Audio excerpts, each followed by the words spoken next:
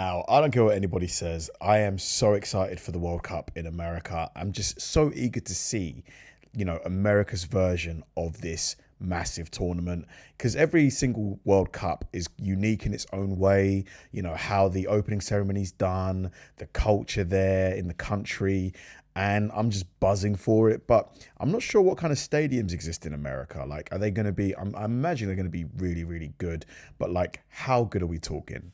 In 2026, 48 teams will take part for the first time, bringing more matches, new opponents, and a completely revamped knockout bracket. The tournament is shared between three countries, the United States, Canada, and Mexico, turning North America into a single stage for national teams from all over the world. Wow, look at that. In 2026, the entire competition stretches, with matches played in 16 stadiums across the continent. In this video, we'll go through all of them, looking at each venue from a football fan's perspective. On which of these stadiums will your national team play?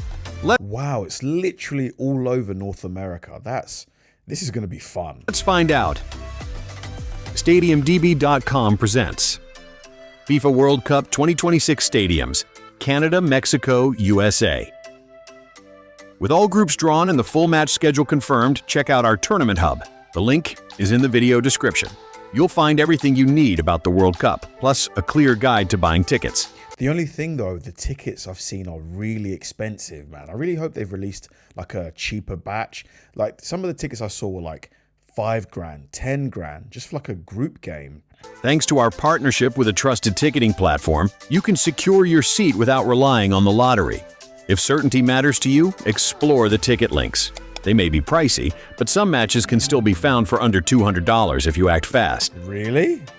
At the northern edge of the World Cup map lies Canada, contributing 2 stadiums on opposite coasts. This is where the tournament meets cooler climates, long distances, and landscapes that usually bring hockey and mountains to mind rather than football. Toronto Stadium, capacity 45,000. Not bad. Toronto is Canada's largest city, set on the shores of Lake Ontario, with a downtown packed with high-rises and neighborhoods where multiculturalism is part of everyday life. I need to get to Canada. In the Exhibition Place complex, right next to the waterfront, stands the smallest venue of the World Cup, Toronto Stadium, known as BMO Field. So the smallest stadium is 45,000. That's pretty cool. Which has been given 6 games, including 5 group matches and 1 knockout tie. For the tournament, the capacity is increased with additional end-stand seating and hospitality structures, new large video screens, and upgraded broadcast and catering facilities. In the group stage, it will see Canada and Germany among the teams playing their matches here. BC Place, capacity 54,000, Vancouver, city-rich both culturally and in terms of nature, sits between the Pacific and the mountains. So from many spots in the city, you can see water, skyscrapers, and snow-capped peaks all at once. In the middle of downtown, the roof of BC Place dominates the skyline as one of 2 Canadian venues at... Look at this! The skyline is incredible. I don't know what this is, but it looks amazing. And look at this stadium. It looks like a birthday cake, doesn't it? The 2026 World Cup, hosting 2 of Canada's group matches and offering one of the most urban settings of the entire tournament. The stadium originally opened in the early 1980s and has since hosted everything. Complete transformation turned it into a modern arena with a cable-supported retractable roof, record-breaking center-hung video screens. In the group stage, it will see Belgium, Canada, and Switzerland among the teams playing here. Looks really nice. The southern section of the tournament is Mexico, where games are played in a hot, densely populated belt of the country. But you know that all of the stuff happening in Mexico with the that cartel boss that was taken out, has all of that stuff calmed down? Because I thought Mexico was like a no-go zone.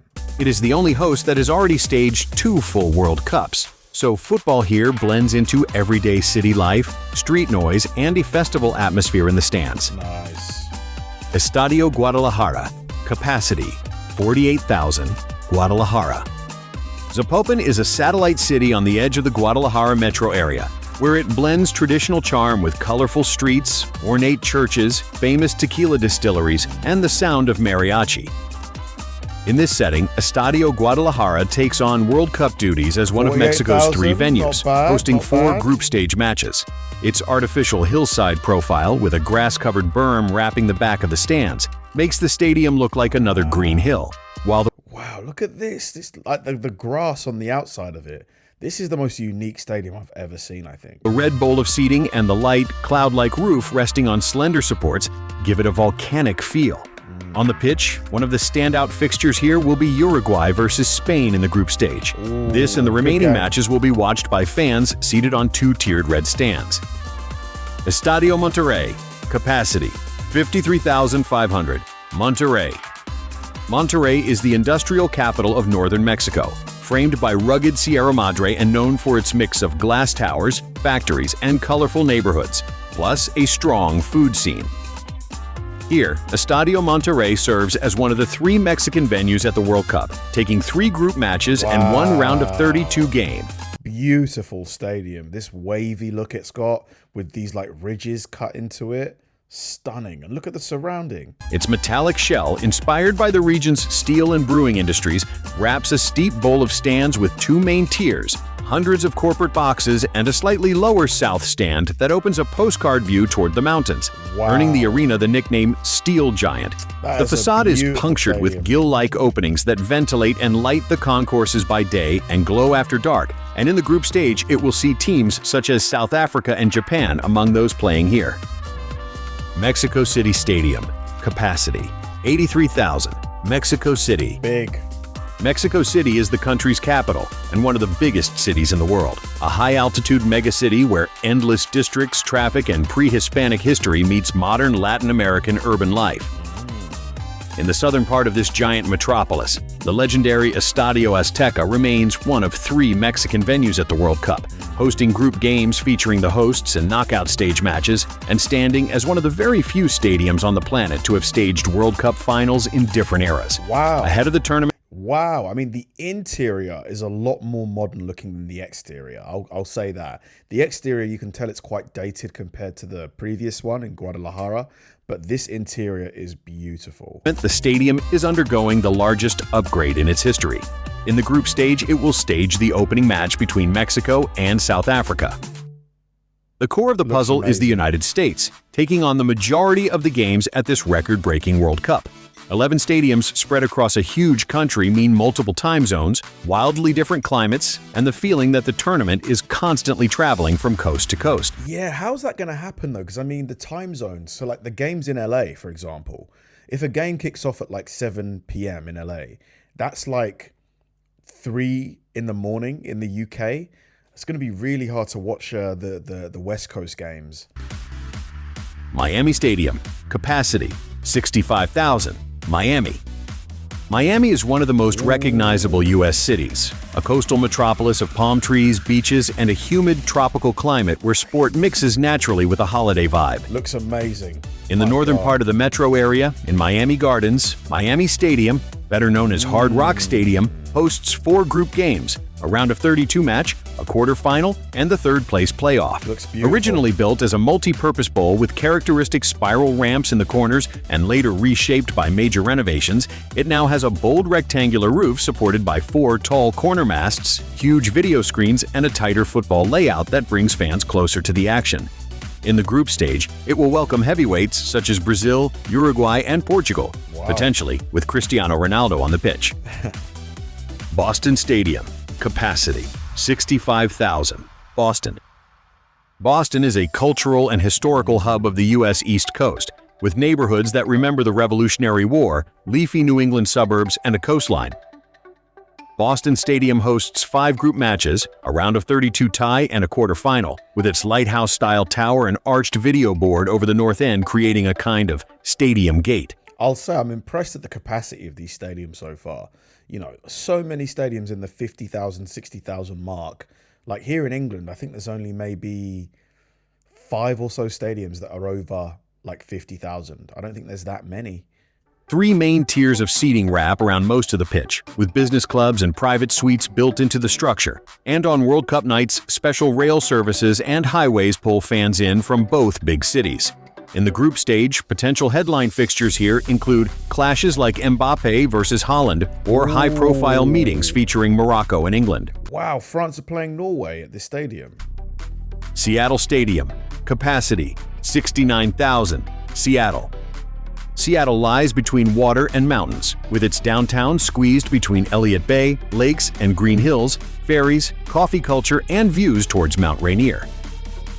Just south of the city center, in the SoDo district, stands Seattle Stadium, one of the most atmospheric venues of the World Cup, with its open north end looking onto the skyline, and stands famed for some of the loudest support in sport, hosting 4 group games, a round of 32 tie, and a round of 16 match. I love how open this stadium is. You've got this massive view of the city. So if you're ever bored of the game, you can just have a look at what's going on outside.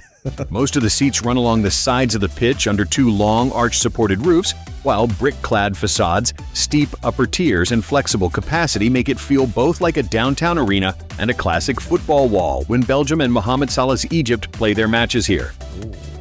First time on our channel, we publish new stadium rankings and roundups every week. Click the red button and join over 100,000 subscribers. Philadelphia Stadium. Capacity, 69,000. Philadelphia. Philadelphia is one of the most historic cities in the USA, skyline. associated with the Declaration of Independence, brick row houses, and the industrial feel of the Eastern Seaboard. Oh, wow. In the south of the city, inside a large sports complex, Philadelphia Stadium hosts 5 group matches and 1 round of 16 tie. 3 tiers of stands, an eagle-inspired shape, and brick-style details give it a classic NFL look, while solar panels and small wind turbines around the structure add a modern, eco-focused touch. One of the big nights here should feature Brazil, and a team like Curaçao also get its chance on this stage in the group phase. Los Angeles Stadium. Capacity, 70,000. Los Angeles. Look at that thing. Los Angeles is a vast metropolis of hills, valleys, and palm-lined boulevards. The City of Angels is a diverse cultural hub, famous. Look at the palm trees. I mean, can you imagine driving down this road every day? I mean, you can see why so many people want to live in California. For its entertainment scene, Pacific beaches, and global influence. Los Angeles Stadium in Inglewood, known as SoFi Stadium, has a flowing, futuristic form with a nearly transparent roof, This looks open-air yet incredible. covered stands, and sculpted terrace gardens that blur the line between indoors and outdoors. Its perforated aluminium facade with LED lighting and the suspended 360-degree infinity screen underline its status as one of the most innovative and expensive stadiums in the world. The production of content displayed during a match on the giant screen alone requires the involvement of around 80 people. Wow, look at this thing. Incredible. The stands are divided into as many as 4 major tiers, intersected by bands of premium seating. The stadium hosts 5 group matches, 2 round of 32 games, and a quarterfinal. National teams playing here include the United States, Belgium, and Iran. I would have thought that the final would be played at a stadium like this because I think this might be one of the most expensive stadiums in the world, if not the most expensive one. San Francisco Bay Area Stadium. Capacity, 71,000. San Francisco Bay Area.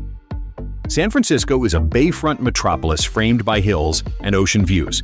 Just to the south, the wider Bay Area blends tech campuses, suburban neighborhoods, and waterfront landscapes. San Francisco Bay Area Stadium in Santa Clara, known as Levi's Stadium, features 3 main tiers of seating, an exposed steel structure, and a tall west stand topped with a rooftop garden and solar panels, reflecting its LEED-certified eco-friendly design. The asymmetrical bowl opens up for giant end-zone video screens and houses hundreds of concessions and premium areas, while the stadium's clean rectilinear lines give it a modern tech campus feel.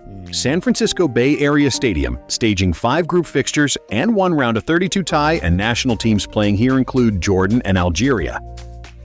Houston Stadium. Capacity, 72,000. Houston. I wonder how many stadiums in America are over 50, 60,000. I mean, at this rate, it's got to be 20 or 30 or so, which is just incredible. Houston is a sprawling southern metropolis with glassy office towers and warehouses.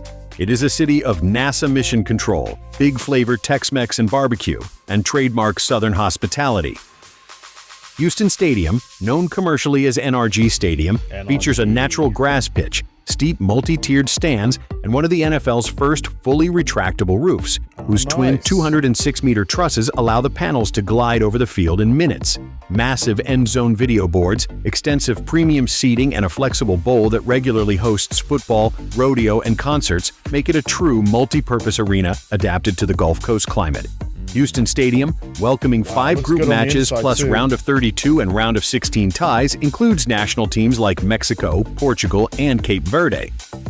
Where are the England games going to be? Like, I want to know, like, what stadium is going to host the England games? Kansas City Stadium, capacity 73,000, Kansas City. Kansas City straddles the Kansas-Missouri state line, known for its barbecue, fountains, and jazz heritage, with a broad, low-rise skyline rolling over gentle Midwestern hills.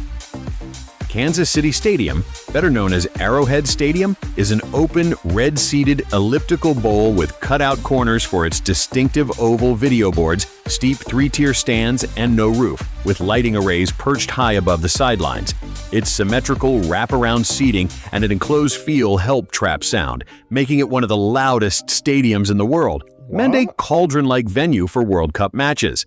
One of the loudest in the world, really. Kansas City Stadium, providing the backdrop for 4 group stage games, a round of 32 clash, and a quarterfinal. National teams playing here include Ecuador, the Netherlands, and the 2022 world champions.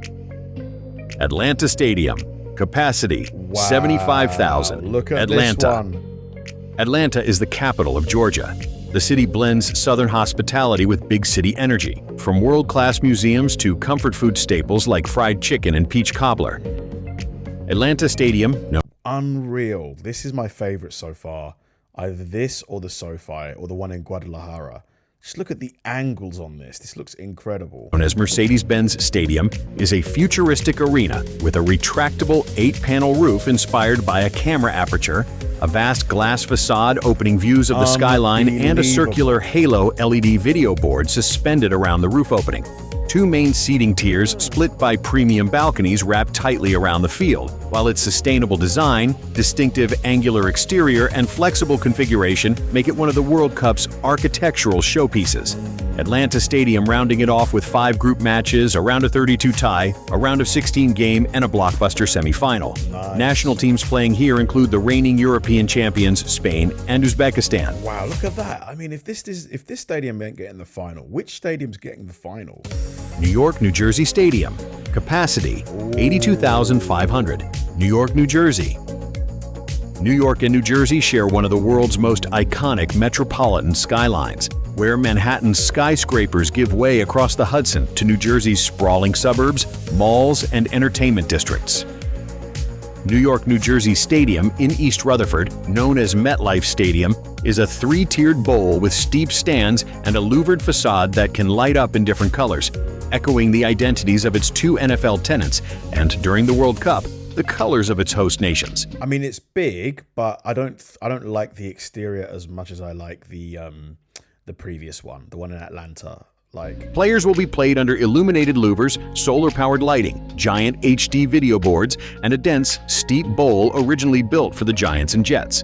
During the tournament, it steps into the global spotlight as an expanded, FIFA-compliant version of itself, hosting 5 group games, a round of 32 tie, a round of 16 match, and on 19th July, the World Cup final. National teams playing here include one of the bests like Brazil, Germany, France, and England. wow, so the final's being played here. To be fair, I mean, with that capacity, it's hard to argue. Dallas Stadium. Capacity 94,000. 94. Dallas. Dallas-Fort Worth is a sprawling metroplex of suburbs. The skyline opens out into wide horizons, stadiums, and entertainment districts that pull fans in from across the state and beyond. Dallas Stadium in Arlington, known as AT&T Stadium, sits under an elliptical roof supported by 2 huge steel arches and a retractable system.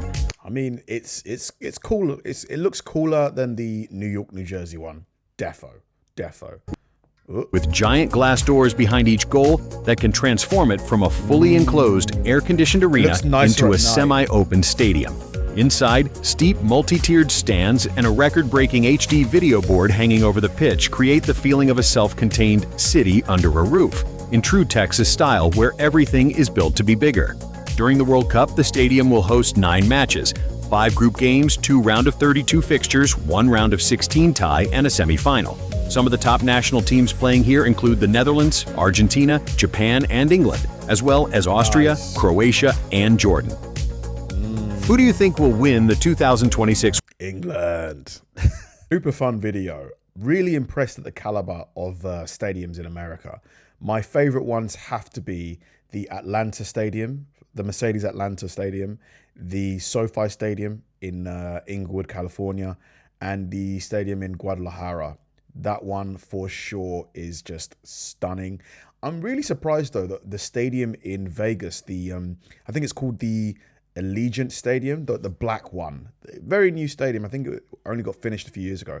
Why has that not got any games? Is it because Nevada maybe is just the time zone? Maybe that's the issue, because that stadium is for sure one of the prettiest stadiums in America.